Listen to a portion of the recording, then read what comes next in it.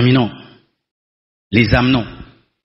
Dans 2 Samuel 13, verset 1 jusqu'au verset 14, je vais raconter l'histoire parce qu'elle est longue. La Bible nous parle des enfants de David. Absalom avait une sœur qui s'appelait Tamar, qui était très très belle. Et son demi-frère Amnon a été tourmenté. La Bible dit, Amnon a été tourmenté jusqu'à se rendre malade à cause de Tamar. Vous imaginez ce niveau d'amour où tu ne manges plus, tu es malade d'amour. Il aimait tellement sa demi-sœur Tamar qu'il était tourmenté au point où il était malade et son cousin Chiméa vient l'aider à attraper Tamar. Comment?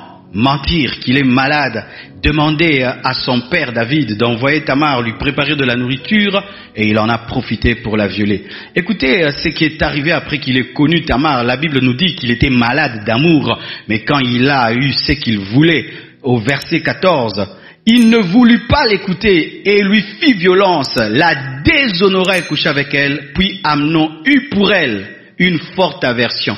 Plus forte que n'avait été son amour. Je répète le verset.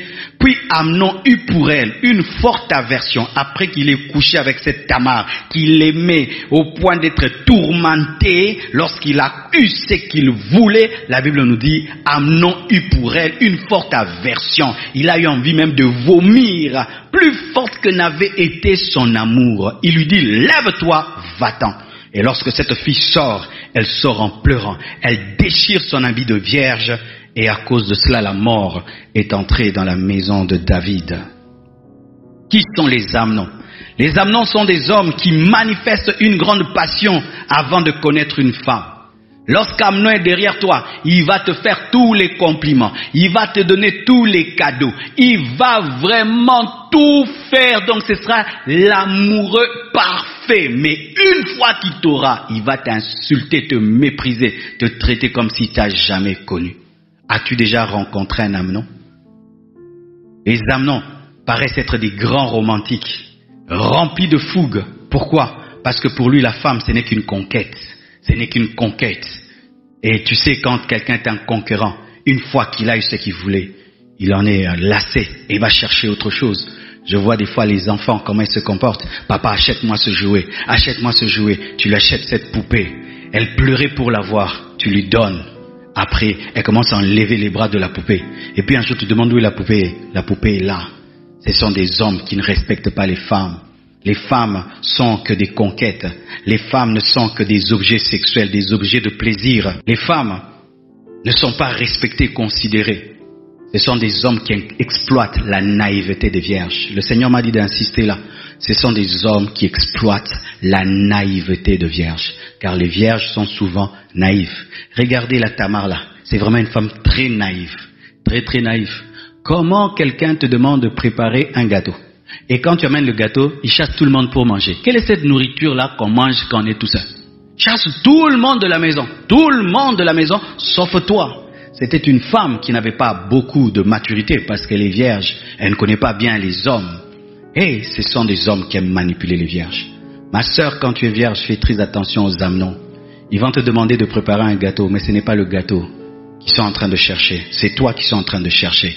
Et une fois qu'ils auront pris ta virginité, ils vont te jeter comme une loque. Ils vont te laisser avec une blessure, car il y a des filles qui se sont dit, l'homme qui me connaîtra, ce sera l'homme qui m'épousera. Imagine, tu as vécu avec ce rêve dans ta tête, l'homme qui me connaîtra, c'est l'homme qui m'épousera. Et un jour, tu tombes sur un Amnon, un homme qui ne respecte pas les principes, un homme sans patience, car dans la coutume de ce temps-là, il était permis à un frère d'épouser sa demi-sœur, parce qu'il dit, ne fais pas ça, si tu as besoin de moi, va demander à papa, il va pas refuser. En ce temps-là, Amnon pouvait même épouser Tamar, parce que dans la coutume c'était permis. Ce sont des hommes qui n'attendent pas.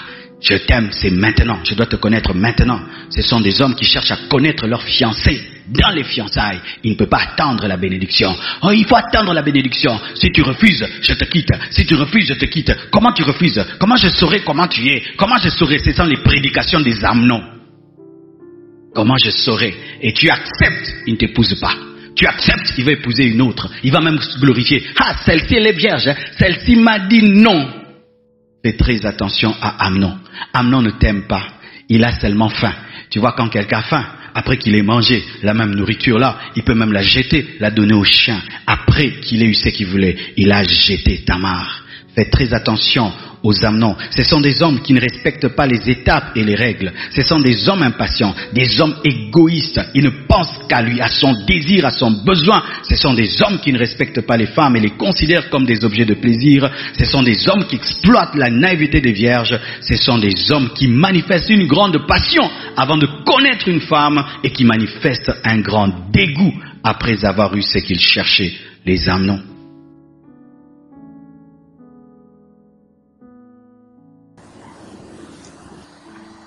Voici le premier signe de l'amour. La patience. Dis la patience. La Bible dit l'amour est patience. Lorsqu'on aime, il y a un signe qui se manifeste. On est patient. On est patient comment? Pour ce qui est de l'autre, on est patient quant à sa transformation. Je suis convaincu que chacun de nous ici a des défauts. Amen. Même moi-même, j'en ai. Alors l'amour fait que tu sois patient par rapport aux défauts des autres, que tu attendes qu'ils changent. Lorsque dans ta relation avec les autres, tu demandes que les autres changent à la seconde, tu n'as pas l'amour. Pourquoi? Quand il s'agit de toi-même, tu demandes qu'on soit patient, mais quand il s'agit des autres, ils doivent changer maintenant. Ainsi, tu manifestes de l'amour pour toi. Je changerai progressivement. Quand il s'agit de toi, il faut qu'on comprenne que tu changeras progressivement. Mais quand il s'agit de l'autre, le conseil se donne aujourd'hui et aujourd'hui même tu dois changer. Un manque d'amour. Ainsi les relations se brisent, que ce soit dans l'église et en dehors de l'église, parce que nous n'avons pas la patience. J'avais une maman à l'église. Bien aimé, depuis que je l'ai connue, je n'ai jamais vu son mari. Elle me parlait toujours de son mari. Mon mari est en Europe, mon mari me prendra. Mon mari me prendra. Mon mari. Je crois pendant même 13 ans. Jusqu'à ce qu'on a dit, maman, épouse seulement un autre homme parce que cet homme ne comprend pas. Des fois, elle vous écoute seulement. Elle fait même semblant de faire ce que vous dites. Mais après, elle revient avec le même dossier. Pasteur, prie mon mari, je dois retrouver mon mari. Aujourd'hui, elle est avec son mari. Après combien d'années? Pourquoi elle n'a jamais lâché? C'est parce qu'elle a aimé. Tu lâches parce que tu n'aimes pas. Même dans le domaine des fiançailles, tu lâches facilement parce que tu n'aimes pas. Lorsque tu aimes une femme, tu aimes un homme pour le mariage, par l'amour de Dieu, tu patienteras qu'il change. L'impatience amène le divorce. L'impatience brise les amitiés. L'impatience brise les collaborations. L'impatience brise même notre relation avec Dieu. Ce n'est pas parce que Dieu te parle aujourd'hui qu'il accomplira aujourd'hui. Des fois, il te parle aujourd'hui, il va accomplir dans 20 ans. Il est souverain, il fait quand il veut. Dieu est souverain, il fait quand il veut. Amen. Hein? Et il n'a même peur de toi. Il n'a même pas peur de toi pour dire na salambangu sinon obetanga. Alléluia. Soyez patients. Soyez patients envers vos amis. Soyez patients envers vos femmes, vos enfants. Ce n'est pas parce que tu corriges un enfant aujourd'hui que demain il va le faire. Sois patient avec les défauts de tes enfants, de tes amis, de tes collaborateurs, de tes collaboratrices. Sois patient.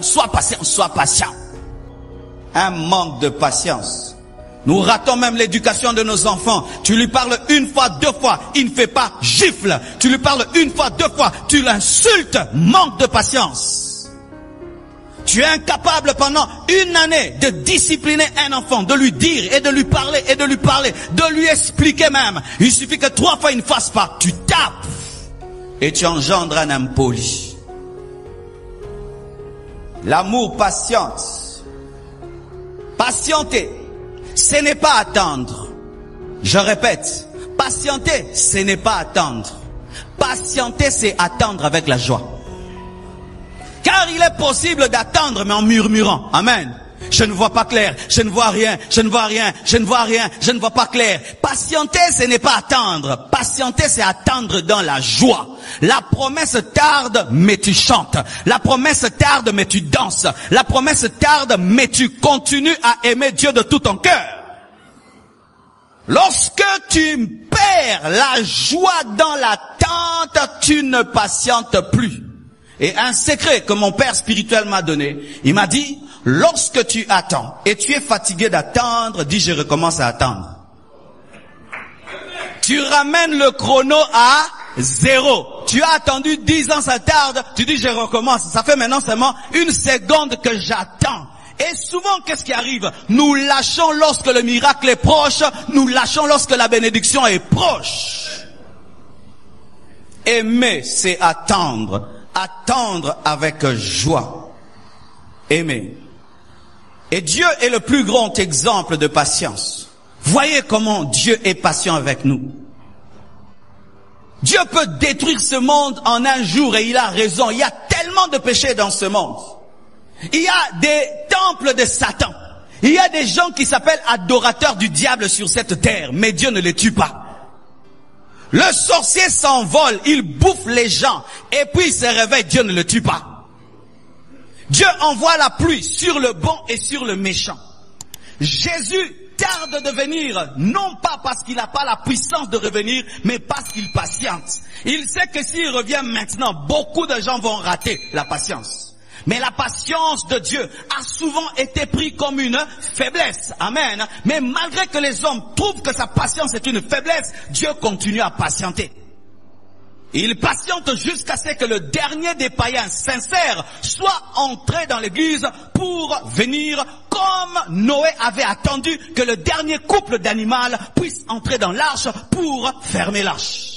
La patience de Noé par rapport au dernier couple d'animaux n'est pas une faiblesse, mais c'est de la sagesse. Soyez patients envers Dieu, envers les autres, mais aussi envers vous-même. Un homme qui s'aime aussi est patient envers lui-même. Il y a des gens qui sont très durs. Il dit, je vais changer, je vais changer. Et si le changement n'arrive pas directement, il commence à se dire, moi vraiment, Dieu ne me connaît pas. Les gens comme nous, ce sont des mauvais. Arrête cela, bien-aimé. Ces hommes que tu admires, qui sont remplis de qualités, avaient beaucoup de défauts, mais ils ont lutté avec Dieu, lutté avec le Saint-Esprit. Aujourd'hui, ce sont des hommes de prière, des hommes de parole, des hommes de sainteté. Mais s'ils te racontent leur vie passée, ils te diront, j'étais tombé, j'étais faible, mais aujourd'hui, je suis un guerrier. Alléluia. C'est pourquoi dans vos témoignages aux autres, ne parlez pas que de vos forces. Parlez-leur aussi de vos faiblesses. Ils seront encouragés dans leurs faiblesses, non pas pour rester dans la faiblesse, mais pour croire qu'eux aussi peuvent changer. C'est pourquoi dans l'histoire de Pierre, on ne nous montre pas que Pierre prêchant dans Acte 2, on nous montre aussi Pierre qui réunit Jésus. On ne nous montre pas que Paul en train d'enseigner, mais aussi en train de persécuter.